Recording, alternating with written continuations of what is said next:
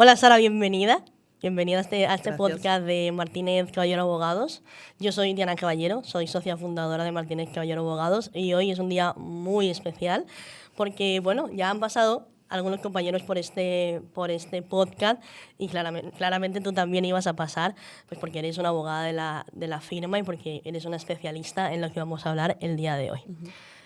Muchas gracias por venir, por este tiempo de estar con nosotros y para los que vean este podcast también, que va a estar súper interesante. Ahora ya lo explicarás de qué vamos a hablar y qué repercusiones tiene esto con respecto a nuestra sociedad.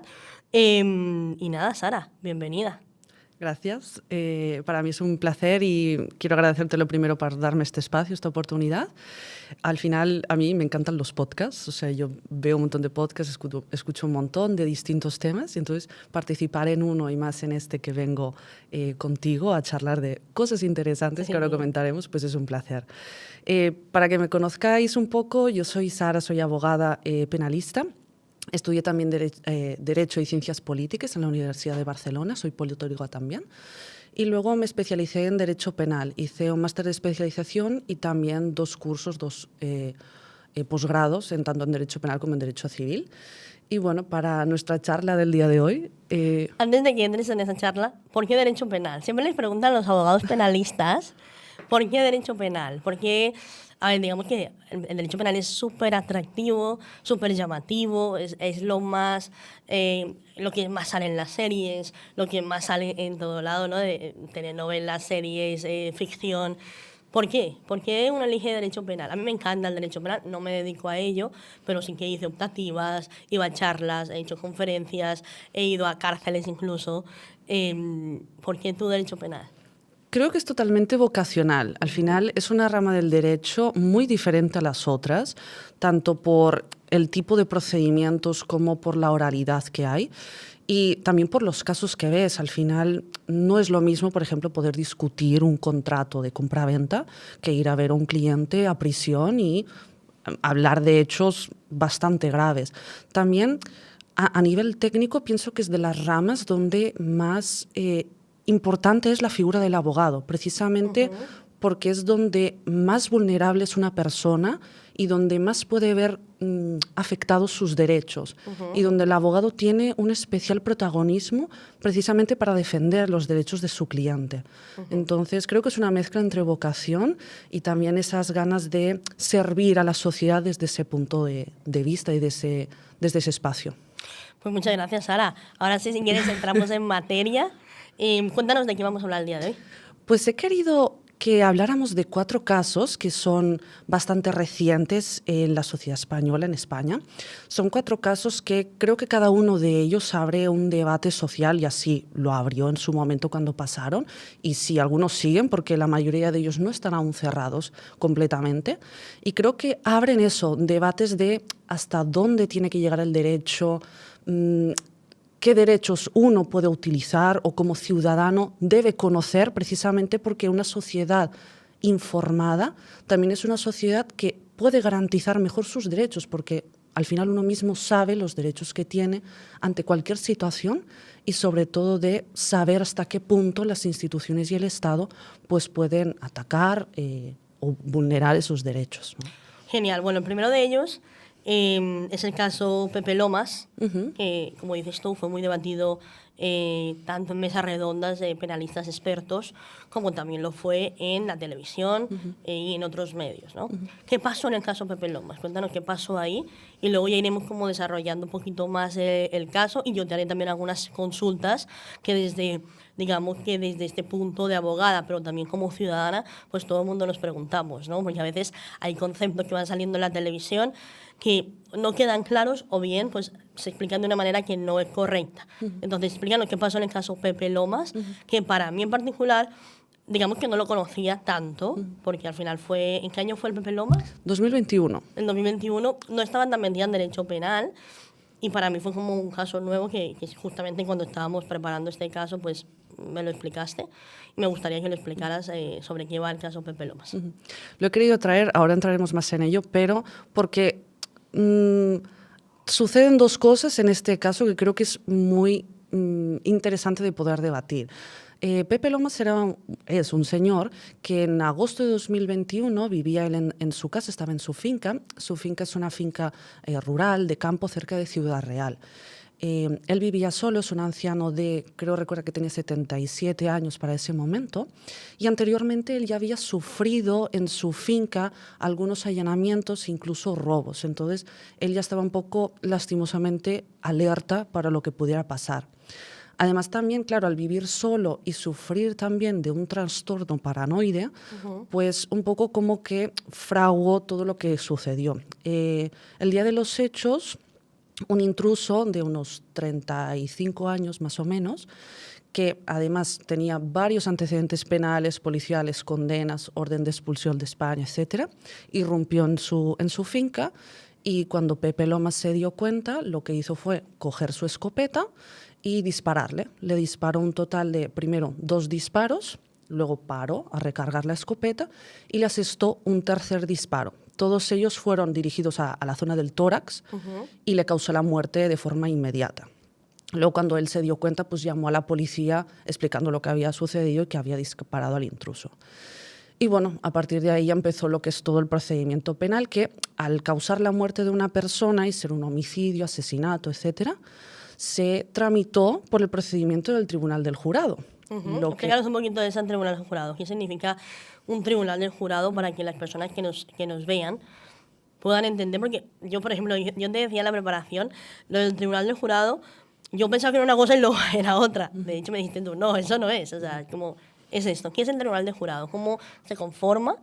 ¿Y qué repercusión tiene a la hora justamente de este tipo de casos? El Tribunal del Jurado, al final, es un procedimiento especial dentro del derecho penal. Es lo que popularmente se conoce como jurado popular, ¿no? Que está conformado por ciudadanos. Al final es un tribunal que está formado por un juez magistrado, que es el que preside las sesiones y al final redacta la sentencia, y luego hay un total de 9 jurados titulares y 2 sustitutos, que son quienes van a votar el veredicto, ¿vale? Este tipo de procedimientos se activan, por así decir, en determinados delitos. El más conocido, el más común, es en caso de homicidios y asesinatos, pero también se tramitan por este procedimiento cuando hay delitos de allanamiento de morada, ahora recientemente han incluido el incendio, o también delitos relacionados con la administración pública, como malversación, cohecho, alguna otra especialidad de funcionarios que realmente a lo mejor pueden ser incluso complicados de ser tramitados por jurado. Pero bueno, el más conocido, digamos que es el homicidio o el asesinato. Entonces, ¿cómo se forma el jurado? Eso es súper interesante porque mucha gente lo desconoce. El jurado, al final, se forma a partir de una serie de fases de elección al azar. Lo primero que hacen es, por cada partido judicial, sacan cada 2 años unas listas a partir del censo electoral. Entonces sacan unas listas de a lo mejor 500, 1.000, 2.000 personas, dependiendo pues, del volumen que pueda haber. Y esos son, digamos, los preseleccionados, por así decir. Luego, cuando hay que aplicar un procedimiento del jurado, porque ha habido un asesinato y se tiene que juzgar a la persona, lo que hacen es hacer una selección de esas listas.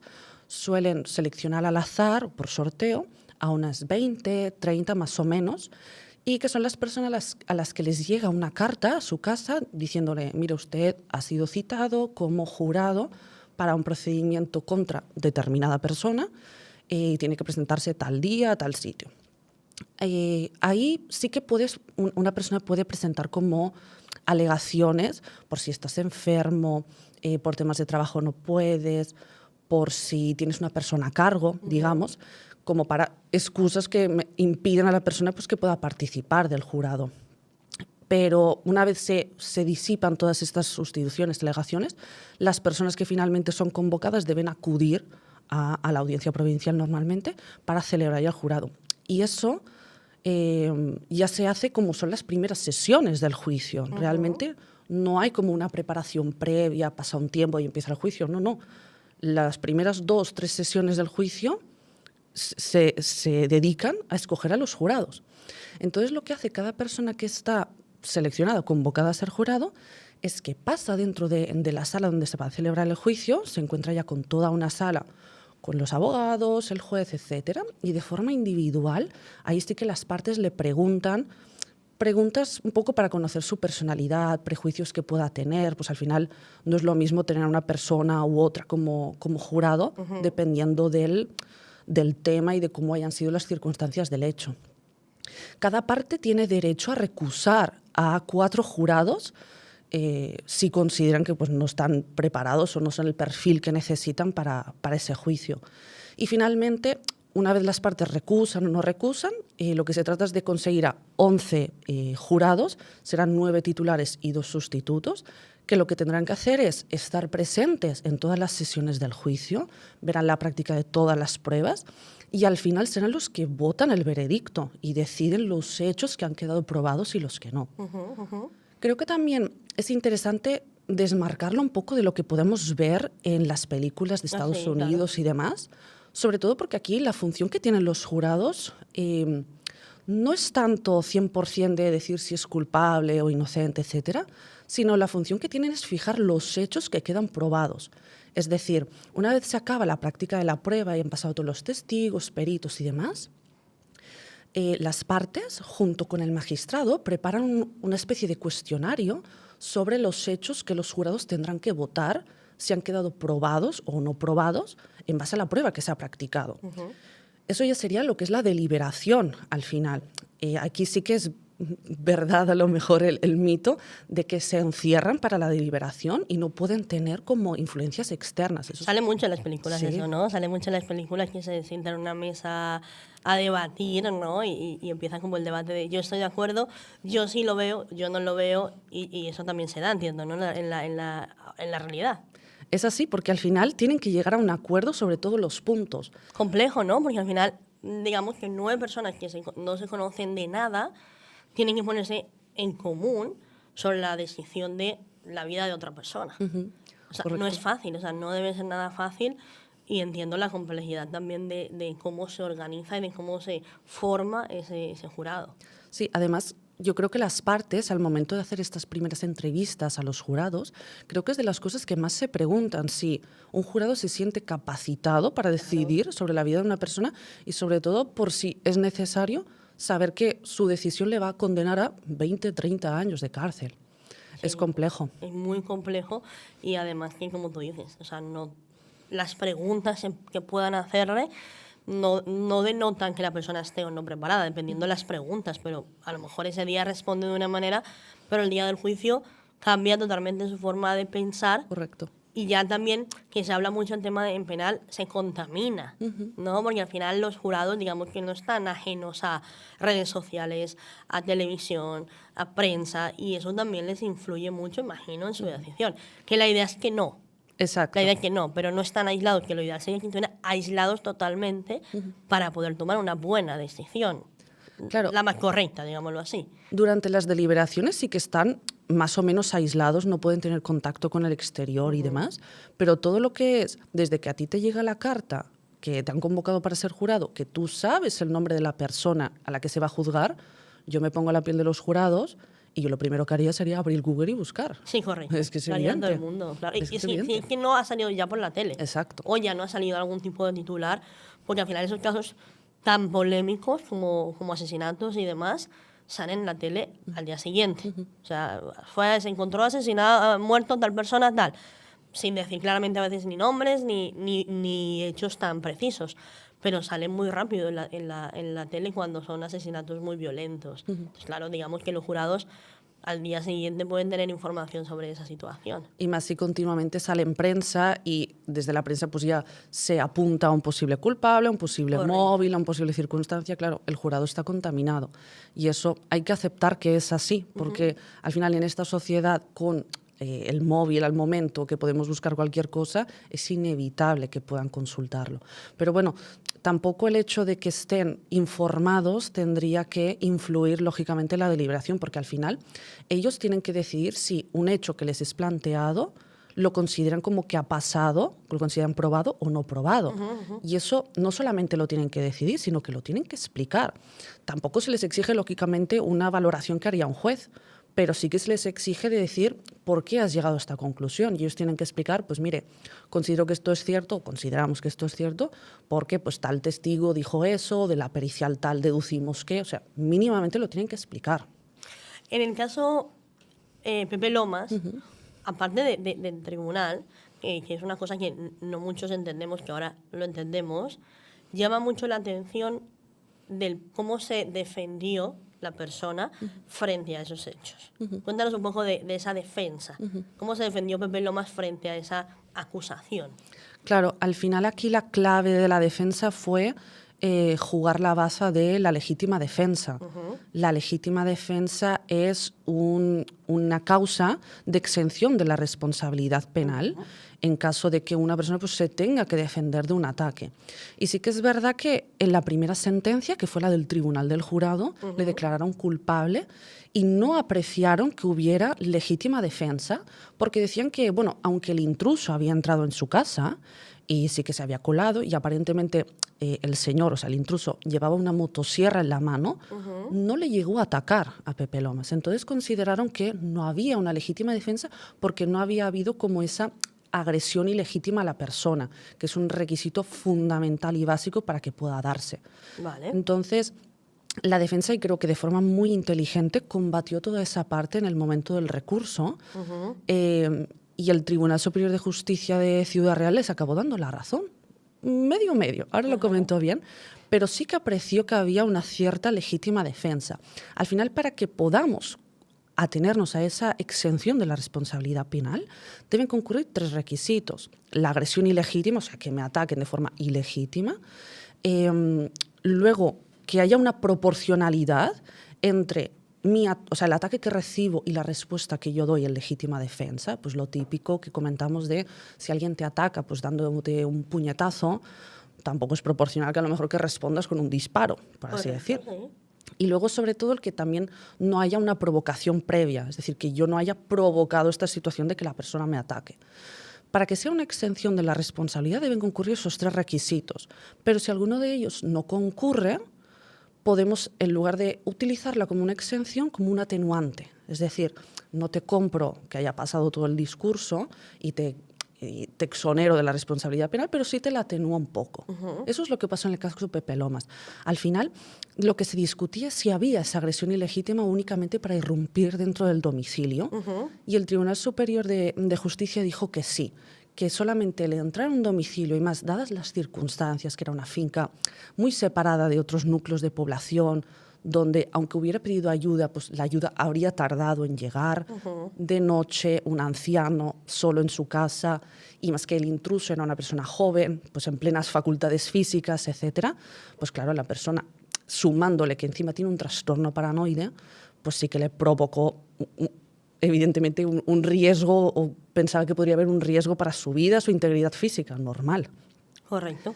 Entonces sí que se aceptó el hecho de que habría una agresión ilegítima, pero se dijo que la respuesta no era proporcional, porque realmente el intruso no llegó a atacarle, solamente estaba, digamos, en su casa, y la respuesta de Pepe Lomas al dispararle de forma totalmente directa a zonas vitales se consideró no proporcional, porque al final a lo mejor podría haber gritado, podría haber incluso haber disparado al aire a modo de advertencia, y digamos que la respuesta no fue proporcional. Pero sí se compró como atenuante, y creo que de forma acertada, y le rebajó la pena. La primera condena, si no recuerdo mal, eran 6 años y 4 meses de prisión. Se le rebajó a pocos meses de prisión en total. Con respecto a este caso, como decíamos, lo más relevante es la conformación del Tribunal del Jurado y la legítima defensa, que son 2 temas que actualmente, y yo creo que durante los últimos años, está muy debatida, muy concurrida, y que realmente no entendemos del todo cómo funciona, porque, claro, cuando muestran en la prensa que una persona ha matado a otra, yo diría que nadie piensa normalmente en que se estaba defendiendo. Normalmente no es el primer pensamiento que nos viene a la cabeza, ¿no? No es el primero, porque se lo mató porque lo estaba defendiendo. Normalmente no. Y cuando vemos ese tipo de atenuantes, como tú dices, a la sociedad a veces no lo acepta tampoco. O sea, la sociedad también juzga y prejuzga lo que pasa o lo que pasó después. Claro, mucha gente aceptó el caso y otra gente no la aceptó. Entendían que era culpable, y entiendo que mucha gente lo sigue nombrando como culpable sobre esa situación. La verdad es que este caso es llamativo es atractivo por esas dos cuestiones, pero vamos a uno mucho más llamativo, que es el caso Dani Alves. Otro tema que tuvo gran repercusión este año 2025, donde, bueno, aquí sí que se dispararon se dispararon la prensa, se disparó las redes sociales, se disparó mucha polémica sobre todo este caso. Hubieron implicadas su esposa, futbolistas, etcétera. O sea, hubo muchísima controversia con toda esta situación. Cuéntanos qué pasó en el caso Dani Alves. El caso de Dani Alves personalmente es un caso que yo seguí bastante.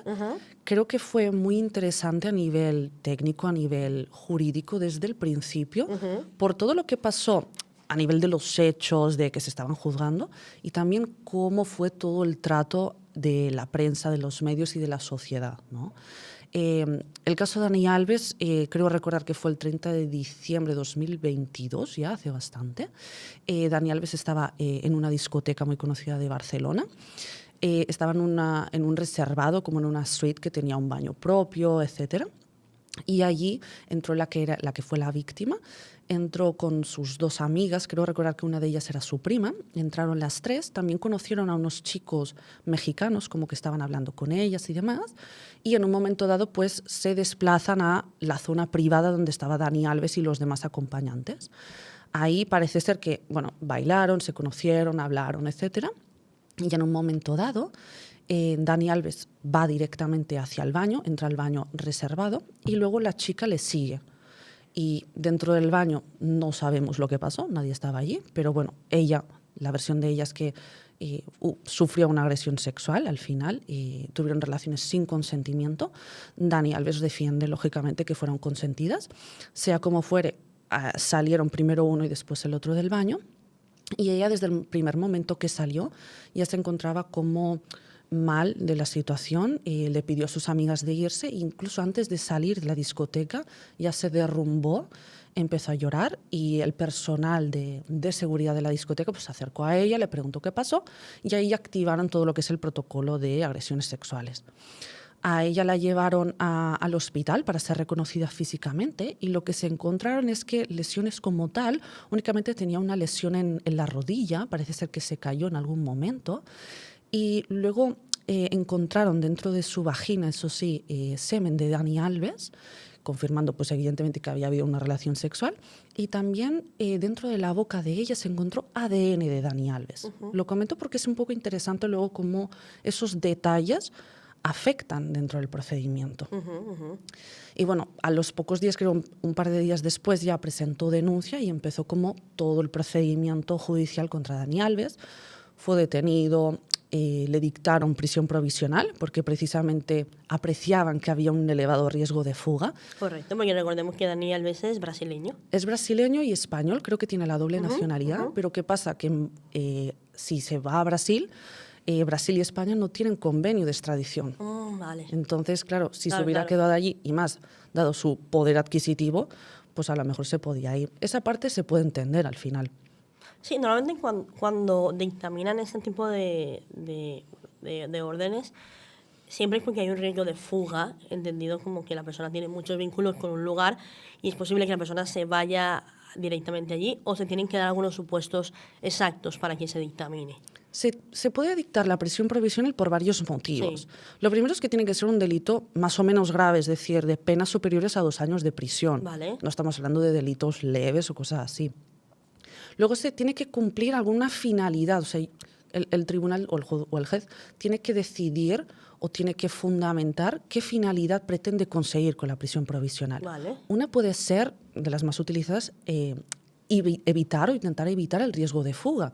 Se valora pues, el arraigo de la persona, pero también, como pasó en el caso de Dani Alves, el poder adquisitivo que tiene una persona o la facilidad con la que se puede desplazar a otro país. Claro. Imaginemos que pues, esta persona pues, puede tener un avión privado, etcétera, ¿no? Puede coger el avión y marcharse en cualquier momento. Imagino que también por eso fue quien tomó la decisión el juez. Claro. Y luego, sino también, por ejemplo, en caso de que haya riesgo de que la persona destruya pruebas del procedimiento o que vuelva a atacar contra la víctima, pues que la pueda encontrar y hacerle algo, o que vuelva a reiterar, a volver a delinquir. Esos, digamos, son como las finalidades que tiene que perseguir la prisión provisional. También todo ello se pone en relación con el tipo de delito que se está investigando. Claro, precisamente y sobre todo con el riesgo de fuga, no es lo mismo a lo mejor que te estén investigando por un robo con fuerza, que puede suponer 2 años de prisión, o que te estén investigando por una agresión sexual que se puede disparar a 15 años. Claro, una persona a lo mejor se plantea más huir del país si es una condena muy elevada. Bueno, entramos ya en el caso directamente y vamos a las pruebas, ¿no? Vamos a hablar de pruebas. ¿Qué pruebas utilizaron, digamos, uno y otro para defenderse, ¿no? Porque al final entiendo que la víctima, a pesar de que ser víctima, también tiene que demostrar o también tiene que, pues, hablar en juicio, decir qué pasó, qué no pasó. Y también, pues, en el caso de Dani Alves, también por su parte. Cuéntanos un poquito de las pruebas que hubo en este juicio y la repercusión que tuvieron también. Sí, a pesar de que hubo pruebas objetivas, por decirlo de una forma, había las cámaras de seguridad, había las muestras de ADN de Dani Alves en el cuerpo de ella, había los testigos que estuvieron presentes pues, antes de la agresión y demás, realmente lo que se tuvo en cuenta, tanto en la primera sentencia como con la segunda, fue la versión de las dos partes y sobre todo la versión de ella, la versión que dio la víctima de lo que ahí sucedió, porque al final sí podemos tener imágenes de lo que pasó antes de entrar, podemos ver qué es lo que dijeron los testigos, etcétera, pero realmente nadie sabe qué pasó dentro de ese baño porque solamente estaban 2 personas. Entonces cada uno de ellos da su versión sobre los hechos, ¿no? Y en eso se basó tanto la primera sentencia que condenó a Dani Alves como la segunda en apelación que lo absolvió. Y creo que es muy interesante porque a pesar de que existieron otras pruebas, realmente el foco del debate, lo principal fue el testimonio de ella. Vale. Es decir, la forma en que ella lo relató y la forma en que ella lo explicó fue lo que determinó que tomara una decisión u otra. Entiendo que me está diciendo esto. Sí, al final Dani Alves, lógicamente él, y lo sabemos todo, que dio varias versiones diferentes en la fase de instrucción y luego una versión final en el juicio. Él al principio ni reconocía que conocía a la chica. Luego, bueno, sí, la conozco y estuvimos juntos. Y, bueno, sí, la conozco, estuvimos juntos, nos conocemos y tuvimos relaciones. Como que fue dando varias versiones que al final, al menos de forma mediática, bajó su credibilidad de forma muy abrupta. Luego él lo explicó, trató de explicarlo, de que dio varias versiones para intentar proteger a su mujer, para un poco no dañarla más allá de lo que ya estaba siendo toda la situación. ¿Qué es lo que has dicho tú que este caso lo has llevado muy de cerca, porque te ha llamado mucho la atención, entiendo, a nivel procesal, y como abogada penalista, pues es un caso atractivo, porque aparte de que sea mediático o no, hay muchas pruebas, entiendo que ha habido también bastantes juicios, vistas, etcétera. ¿Qué es lo que tú crees que generó más impacto este caso de Dani Alves en la sociedad? Pero sobre todo, para ti como penalista, ¿qué es lo que más te impactó? Lo que más me impactó fue cómo razonó el Tribunal de la Audiencia Provincial de Barcelona, que fue la primera sentencia, cómo razonó esa condena. Al final, el tribunal lo que hizo, después de todas las pruebas que se presentaron, todos los testimonios, el testimonio de ella, el de él, el tribunal lo razonó de la siguiente forma. Lo que hizo fue, del testimonio de ella, separarlo en 2 partes. Por un lado, razonaron o hablaron sobre el testimonio que dio ella antes de entrar al baño, todo lo que pasó allí. Ella defendía que se encontraba incómoda cuando estaban en la pista, en la zona bailando, que no le gustaba interactuar con ellos, o con Dani Alves en concreto, y que accedió o aceptó de ir al baño con él porque tenía miedo a las repercusiones que le podía suponer una negativa a no ir al baño. Esa fue la versión que dio ella. ¿Qué pasó? Que eso se contrastó con las imágenes de las cámaras de seguridad. Y los magistrados de la Audiencia Provincial lo que dijeron es: la versión de ella y lo que nos está contando no cuadra con lo que estamos viendo en las imágenes. En las imágenes se veía como había una cordialidad, incluso pues, cierto acercamiento entre las partes, se encontraban pues, bailando, etcétera, etcétera. Y luego, claro, lo compara esto con la versión que dio ella de lo que pasó dentro del baño. Ella explicó, pues, efectivamente, que tuvieron relaciones sin su consentimiento, que él la lanzó al suelo, de ahí que tuviera la herida en la rodilla. Y, claro, digamos que al separar su testimonio de antes de entrar al baño con el de después, todo tiene que seguir una lógica al final del testimonio. Y lo que decía la audiencia vino a decir como, bueno, sabemos que en la primera parte de su testimonio no encaja con la verdad objetiva que vemos en las cámaras de seguridad, pero eso no implica que lo que explique sobre lo que pasó dentro del baño no sea verdad. Entonces decía, de un lado nos creemos, de un lado sabemos que lo que está relatando no es cierto, no lo vemos así objetivamente, pero la otra parte sí nos la creemos y por lo tanto condenamos. Entonces hacen como un esfuerzo en justificar el por qué toma esa decisión de condena sabiendo que una parte del testimonio que ha dado ella no es cierto. Y no lo dicen a modo de que esté mintiendo, sino a modo de tiene credibilidad para nosotros. Vale. Sabemos que en una parte no, pero el resto tiene credibilidad para nosotros. Claro, eso fue tremendamente discutido en el recurso y es que en eso se basa luego la absolución, que la defensa de Dani Alves. Al revés. Claro, claro, porque lo que plantean es, a ver, si ya sabemos que en una parte de su discurso no se corresponde a la realidad, ese testigo puede ser creíble en el sentido de que transmite esa confianza al tribunal como de que está siendo sincera, pero desde luego no es fiable, y no porque esté mintiendo, sino porque no encaja la versión. Y sobre todo, pensemos en que esa era la prueba fundamental.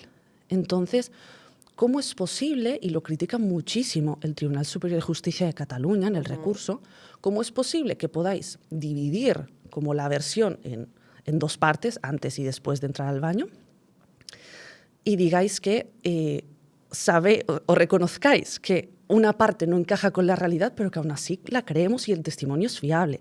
Claro, es lo que decía, puede ser creíble, pero desde luego no es fiable, ¿no? Porque ya con pruebas objetivas, luego se contrasta de que eso no es así. Vale.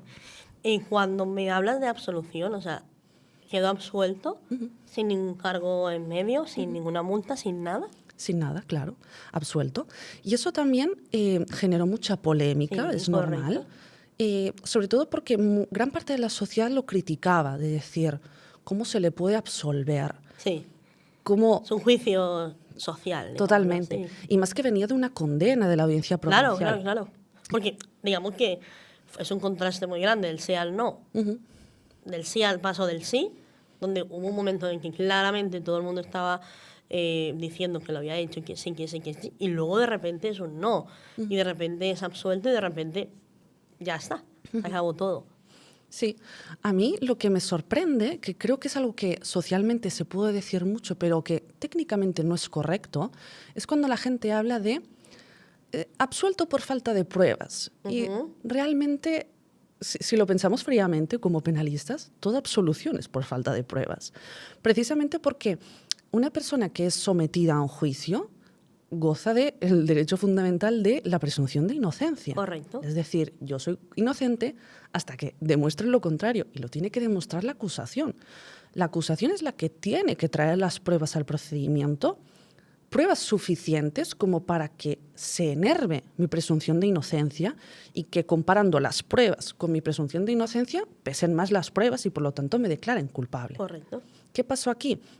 Que en el recurso el TSJ dijo, en la versión de ella no es suficiente para enervar la presunción de inocencia de Dani Alves. No es que nos creamos la versión de él, es que lo que me han presentado las acusaciones no es suficiente.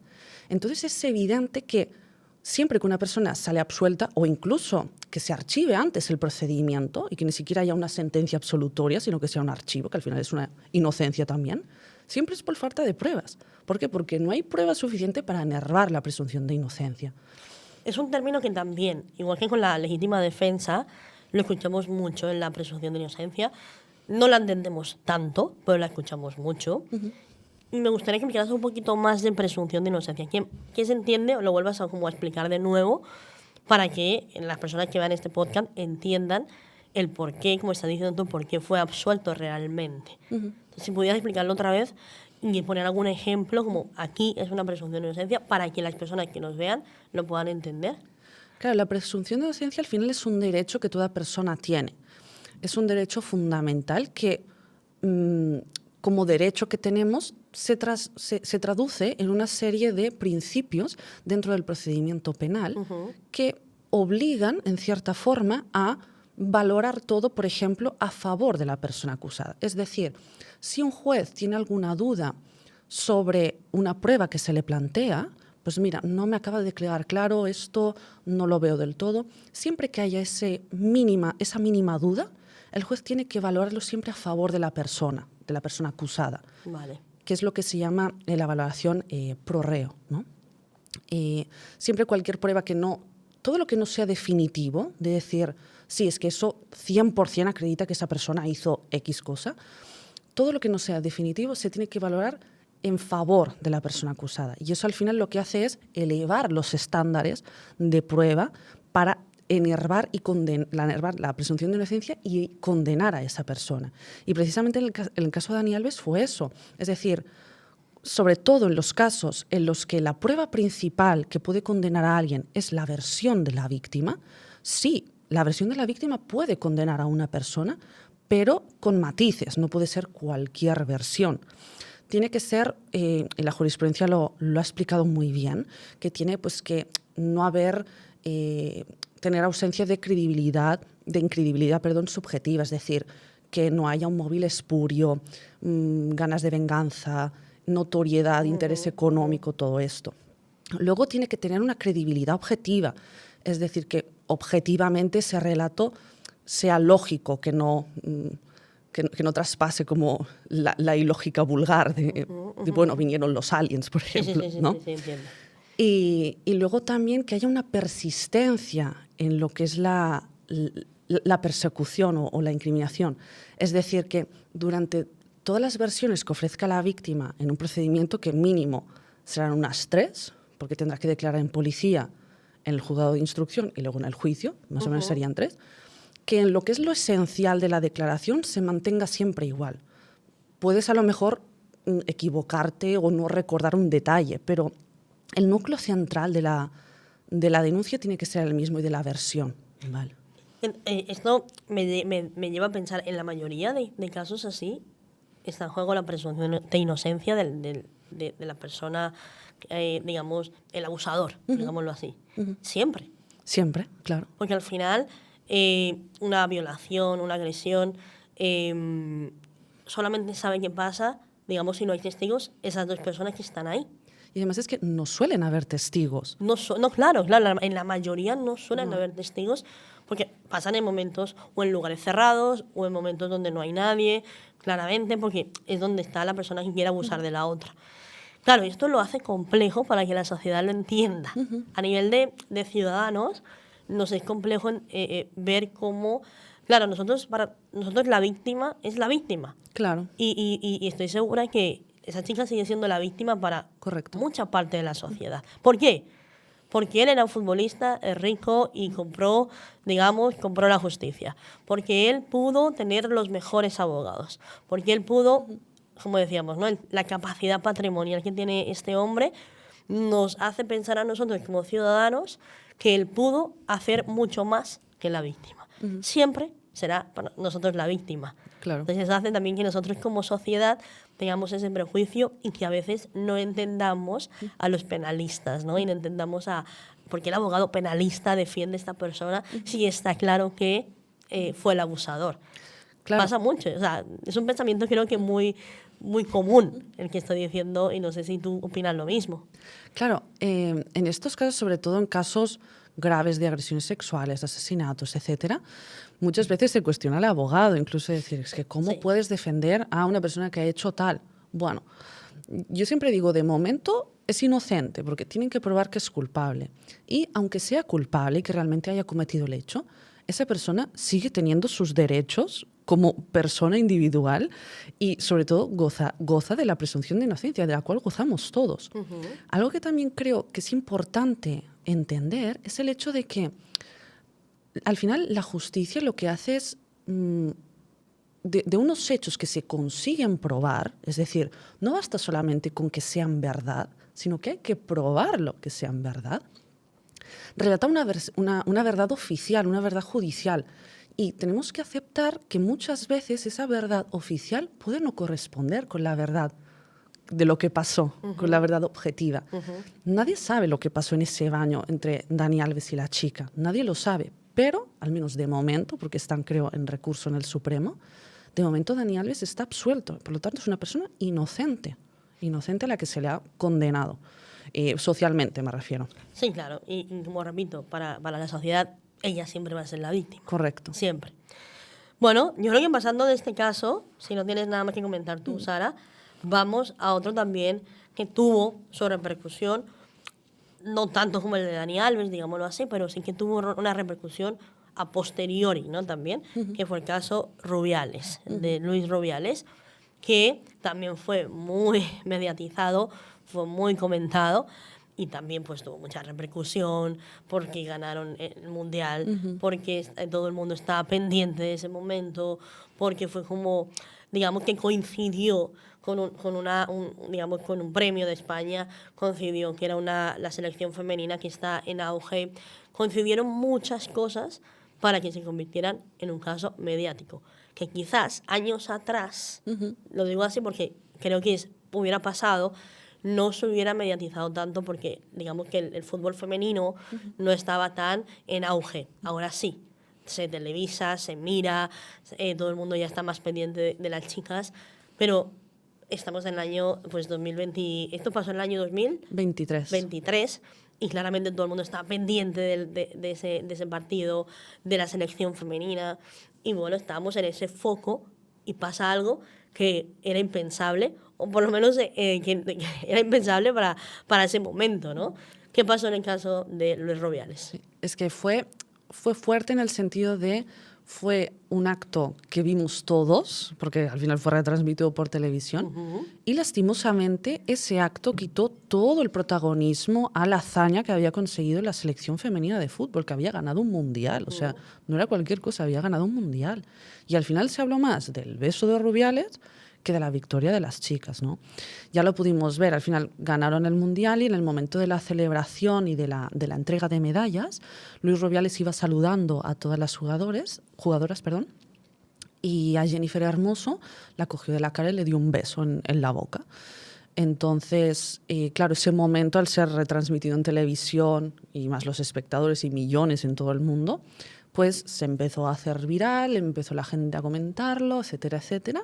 Al principio fue como una broma, ¿no? Sí, digamos que al principio que fue sí. como, digamos que en España en particular, pues tenemos un humor especial, diferente, ¿no? Al principio, pues, normalmente en España somos una sociedad donde nos gusta mucho, pues, la broma y demás, y por eso fue que se hizo viral y empezó a salir más imágenes. Y en un principio como que no tuvo esa repercusión de algo malo, sino fue como, mira qué gracioso, mira qué gracioso este hombre que hizo esta cosa, ¿no? Pero luego no. Luego se convirtió en algo más serio, donde ya cuando aterrizan tanto Jennifer Hermoso como también él, se dan cuenta de que esto no fue una broma, ¿no? De que esto fue un poquito más allá. Claro, al final cuando ya volvieron aquí y pasaron los días, se dieron cuenta de que, bueno, Luis Rubiales se dio cuenta de que efectivamente iban a iniciar un procedimiento penal contra él. Jennifer Hermoso acabó poniendo una denuncia por una agresión sexual y se inició todo el procedimiento penal en contra de Luis Rubiales.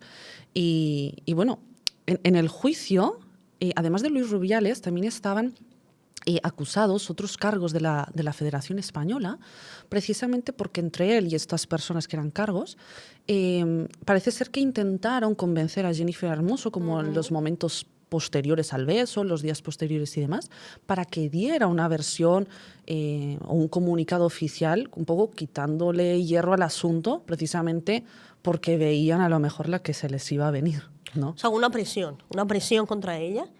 Digámoslo así. Parece ser que sí. Como una presión para que ella dijera algo o lo normalizaran de alguna manera, ¿no? Exacto, como que le quitara hierro, diciendo pues, Vale, que había vale. sido una broma, etcétera, y fueron incluso acusados de coacciones. Luego les absolvieron, quedaron Vale, absueltos vale. y por lo tanto son inocentes. Correcto. Pero sí que hubo esa acusación y fueron todos a juicio. Al final el único que fue condenado allí fue Luis Rubiales por un delito de agresión sexual, ¿no? Creo recordar que le condenaron a 18 meses de multa, que es una pena que hay gente que considera que es un poco laxa, porque al final se habla de agresión sexual y digamos que a lo mejor no concuadra la pena de 18 meses de multa con sobre todo lo que es el acto simbólico o la condena simbólica de el lugar donde estaban y el momento donde estaban.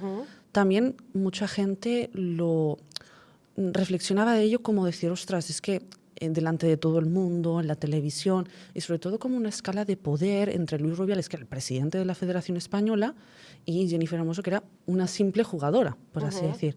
Entonces, O sea, veían bajita la condena. claro, Alguna parte, imagino que de los especialistas, también penalistas, veía un poquito baja la pena. bajo mi punto de vista, no, porque en la sentencia se explica muy bien. Al final lo que hace el magistrado es condenar por un delito de agresión sexual, pero en su modalidad atenuada. O sea, es el tipo atenuado atendiendo a la menor entidad del hecho. Digamos que los delitos de agresión sexual, el tipo básico o el más común, por así decir, es cualquier acto que atente contra la libertad sexual de una persona que se haga sin consentimiento. Hablamos cuando es sin violencia y ni intimidación, ¿no? En este caso, bueno, consideraron que sí que había esa...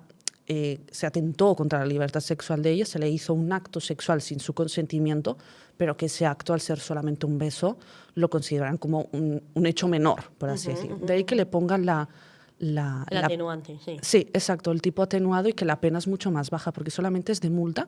Creo recordar que el Ministerio Fiscal pedía unos 2 años y algo de prisión. Entonces, claro, de lo que pedía el fiscal a lo que finalmente se le acabó condenando, socialmente puede no entenderse esa condena tan bajita. De hecho, bueno, aparte de, repetimos de nuevo esa condena social, ¿no? También, porque al final este hombre creo que fue destituido de su cargo y fue destituido de varios lugares, incluso se marchó de España. O sea, tuvo tanta persecución que al final tuvo que marcharse de España y también públicamente los cargos donde también fue, digámoslo, despedido por esa misma situación. ¿Cómo marcó este caso, digámoslo, a la sociedad española en cuanto a las leyes españolas respecto a la mujer? ¿Qué nos podrías decir de cómo influenció este caso a las leyes respecto a la mujer en España?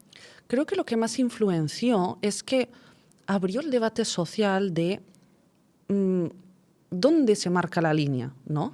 Entre lo que debe ser considerado un delito y lo que a lo mejor puede ser un comportamiento inadecuado, soez, de mal gusto, pero que no tendría por qué ser delito. Creo que ese es el debate más importante que abrió y también, lógicamente, al haber tanta prensa y tanta mediatización, al final ya hay una condena previa a la persona. Si bien ha sido condenado judicialmente, y aún está en recurso en el Supremo, veremos, pero ya hubo esa condena previa, esa condena social. Entonces, ahora que están en recurso en el Tribunal Supremo, será el Supremo el encargado de decir si un beso en la boca, que al final también lo que se discutía es por parte de la defensa de Rubiales, y creo que de forma muy acertada, lo que se discutía es si un beso en la boca es un acto sexual. Porque, bueno, hay familias, personas que dentro de la propia familia se saludan con besos en la boca. O a lo mejor en un momento de celebración, de efusividad, puede ser un beso en la boca como un modo de celebración, ¿no? Entonces, ¿un beso en la boca siempre tiene que tener un carácter sexual? Veremos qué dice el Supremo. Vale. ¿Y cómo repercutió esto en la ley de sí es solo sí? Claro, en este caso no hubo repercusión. Vale. Digamos que abrió el debate de decir Vale. dónde marcamos la línea. Vale, pero no abrió como... la ley sigue siendo la misma. Sí. No se ha cambiado nada con No, respecto a porque eso. eso es posterior a la reforma de la ley solo sí es sí. ¿Tú crees que va a tener, depende de lo que diga el tribunal, tendrá repercusión? ¿Habrá algún cambio cuando el tribunal diga, pues sí, es una línea entre una cosa y otra? Yo quiero pensar que no. Es decir, Vale. que no tiene por qué haber un cambio legislativo y una reforma del Código Penal independientemente de lo que diga el Supremo. Vale. Creo que todo lo que son los delitos sexuales ya han sido muy tocados en los últimos años. Realmente, aunque políticamente a lo mejor se quiera vender como otra percepción, pero realmente no cambió mucho lo que es el consentimiento, lo que se entiende por consentimiento y demás, de lo que ya había anteriormente. Vale. Porque al final todos los delitos se cometen sin el consentimiento. A ti no te roban con tu consentimiento. Es correcto. ¿No? Claro. Entonces, los delitos sexuales son los únicos en el Código Penal donde se especifica y se expresa de forma expresa, valga la redundancia, qué es el consentimiento o qué se entiende por consentimiento. Creo que eso puede ser peligroso incluso, ¿no? Y que al final... Claro, porque hay una línea muy fina. Totalmente, y sobre todo en conductas así que son más leves, por así decir. Y sobre todo porque consentimiento en una relación sexual pasa dentro de un ámbito muy personal, que sí que es verdad que hay momentos donde una agresión sexual como es tan sumamente explícita que no es necesario tampoco ni siquiera a lo mejor cuestionar si hubo consentimiento o no por parte de la víctima, pero hay momentos que sí, que es necesario, como hablábamos antes en el caso de Dani Alves. La víctima tiene que demostrar, o más que la víctima, perdón, la acusación tiene que demostrar que efectivamente no hubo consentimiento.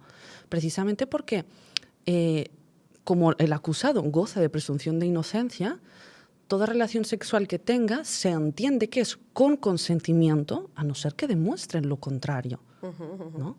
Entonces creo que una nueva reforma de los delitos sexuales lo único que haría es entorpecer más el acceso tanto de víctimas a la justicia como los derechos incluso de los propios acusados en los procedimientos, más que favorecer. ¿No? El consentimiento siempre fue y siempre ha sido, y es ahora también, el centro de todo, ¿no?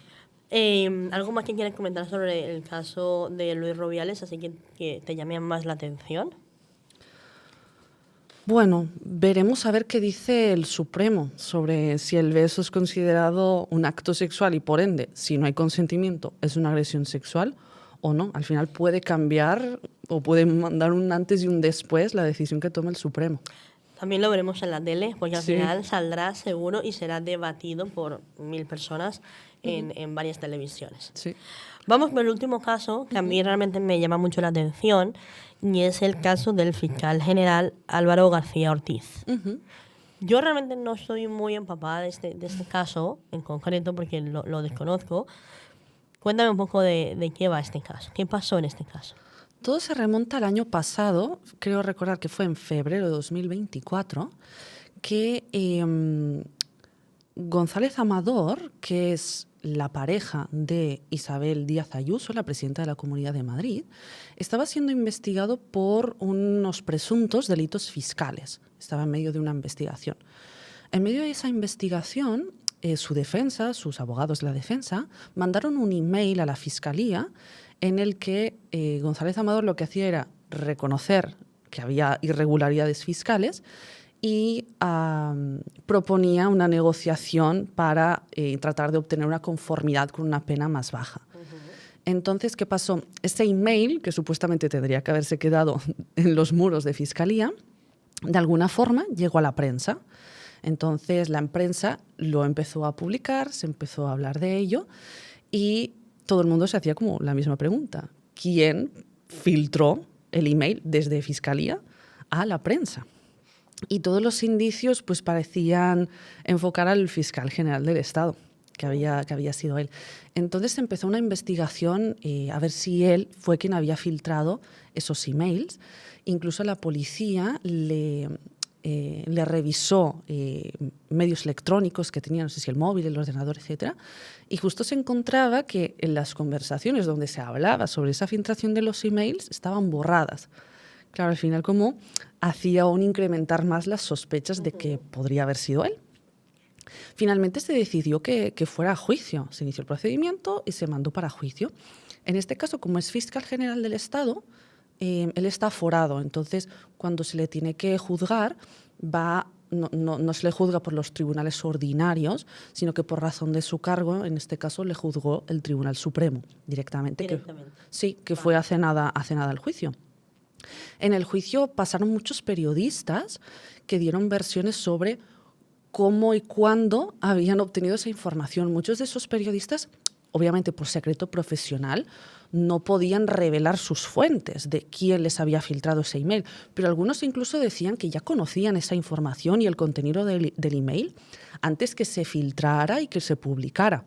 Entonces, la verdad que sí que, lógicamente, el fiscal lo que hizo fue negar la filtración de los emails por su parte, pero parece ser que nunca acabó de quedar claro realmente, por distintas versiones, quién filtró el email o si fue él. Al final, el Tribunal Supremo lo que ha hecho es condenarle. Ha considerado que él ha cometido el delito de revelación de secretos y que fue él quien filtró el email. La sentencia aún no la sabemos. Sabemos el fallo, que le han condenado a unos pocos meses de multa y, lo más así relevante, a 2 años de una pena de inhabilitación especial, y entonces no podrá seguir siendo fiscal general. De hecho, ya dimitió.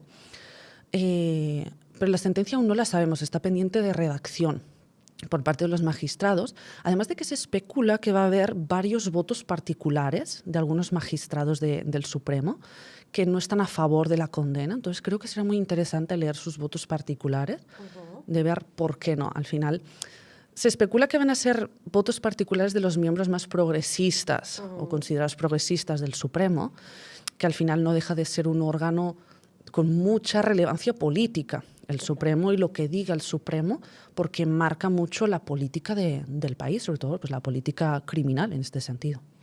Creo que lo comentamos las dos cuando estábamos preparando este podcast, y era si este caso era único. Sí. El primer fiscal general del Estado enjuiciado en España y luego, lógicamente, condenado. Pero es el primero. ¿Tú crees que será el primero y el último? Personalmente espero que sí, porque al final que sí, ¿no? Mezclar política y temas judiciales nunca es bueno. Lógicamente, si alguien comete un delito se le tiene que juzgar. Correcto. Pero creo que nunca es bueno. Al final, creo que eso lo único que evidencia es la judicialización de la política, que siempre o cada vez más estamos más polarizados y cada vez más la campaña política se está llevando a cabo en los tribunales, en los juzgados, y no a lo mejor de forma política, que es como se tendría que llevar, ¿no?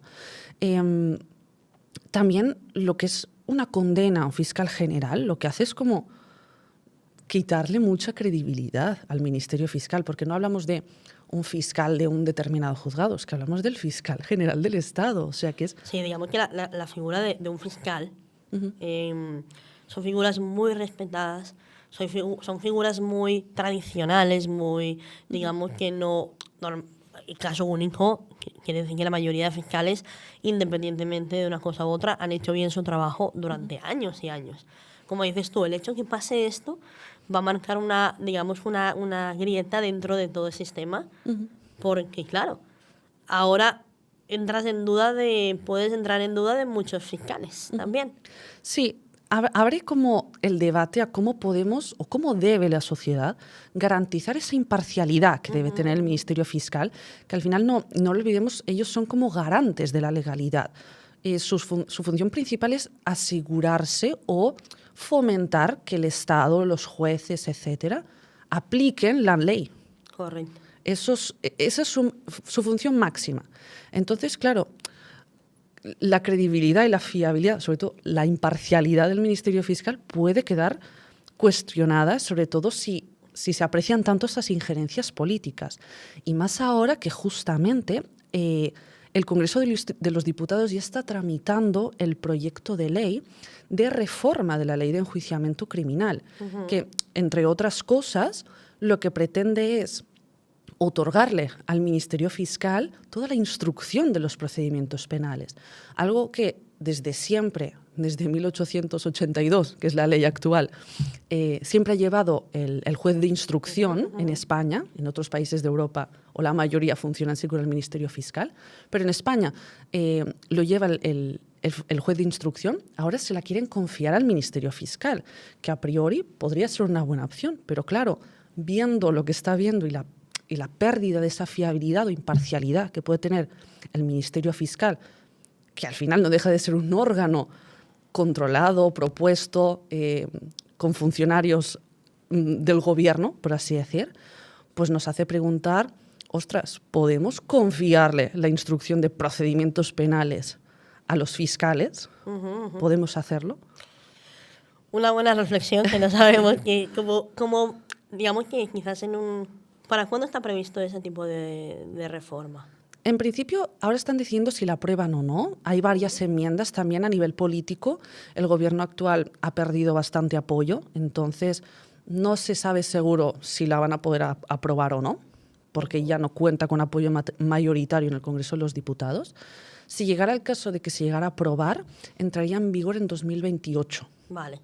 Para el 2028 veremos qué pasará. Esperemos. Bueno, no sé, yo creo que lo tienen difícil, sobre todo porque la figura del juez de instrucción en España está muy arraigada, además de que hay muchos jueces de instrucción, a lo mejor faltan algunos más, podríamos decir, pero sí que está muy arraigada y creo que puede ser complicado esa transición. La verdad, por compañeros con los que he hablado y demás, a nadie le parece gustarle esa idea, creo que a los jueces tampoco les va a gustar. Y creo también, ya es opinión personal, pero que por muchas reformas a lo mejor que intentemos hacer o cambiar la normativa y demás, al final, ¿de qué sirve hacer tantos cambios si luego no hay medios? Si en la justicia no hay medios. Que al final un procedimiento judicial penal, al menos en Barcelona, de media, te tiras unos 2 años y medio. ¿En Barcelona? En Barcelona. Digamos que en la mayoría de otros lugares donde no hay tanta gente, es menos. Quiero pensar que sí, pero es que creo que sería mucho más eficiente poder dotar a juzgados, funcionarios de mucho más personal, herramientas, etcétera, que no a lo mejor hacer reformas que lo único que nos van a llevar es a aumentar aún más las deficiencias del propio sistema. Correcto. Bueno, Sara, hasta aquí hemos llegado. La verdad que estoy muy contenta con todo lo que nos has explicado, porque bueno, al final son casos mediáticos que no todo el mundo de común pues entiende, y como lo has explicado creo que se entiende súper bien, y que realmente pues este podcast, quien lo quiera ver, pues entenderá los 4 casos que hemos analizado el día de hoy. Y yo pongo sobre la mesa los siguientes casos que vendrán. Me encantaría que analizáramos en otro podcast, no aquí, pero sí en otro, claramente, que imagino que también es atractivo para ti, el caso Dana, el caso del presidente de allí de Valencia, que también tiene su repercusión penal, que también está ahora en tela de juicio y que realmente también está siendo muy mediático, que creo que también será muy llamativo para otro podcast, también analizar qué pasó, por qué pasó y qué fue lo que se le está juzgando realmente al presidente.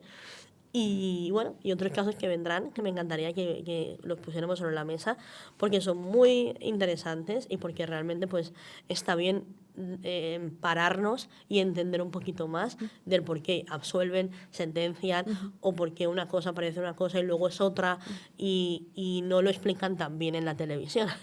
Entonces, me parece que haremos más podcasts sobre derecho penal. No, y que además, más allá de lo que son titulares, debates mediáticos, escarnios públicos, y etcétera, creo que lo más importante es que la gente entienda lo que está pasando y entienda cómo la ley se aplica y lo que pasa cuando se aplica la ley, y sobre todo porque si la entendemos, si es necesario hacer alguna reforma, la podremos hacer de forma más consciente y no a lo mejor en caliente, ¿no? Que a veces pasan casos fuertes como agresiones sexuales, etcétera, y ay, no, es que hay que cambiar esto de la ley, o no, es que hay que reformar esto. Bueno, vamos a pensar bien y reflexionar todos como sociedad, incluyendo lógicamente a los políticos, que son los que lo tienen que hacer, y realmente si hay que reformar algo, reformémoslo pensando en cómo todo ello va a afectar y sobre todo en mejorar, ¿no?, lo que es la tutela judicial para todas las partes, porque al final nos conviene tanto a víctimas como a personas acusadas, les conviene que el sistema judicial funcione y funcione bien, ¿no? Muchas gracias, Sara, por estar aquí con nosotros. Gracias. Espero que, como te digo, haya más podcasts para hablar de derecho penal, que me encantan, y nos vemos en otro podcast. Muy bien. Muchas gracias, Sara. Encantada.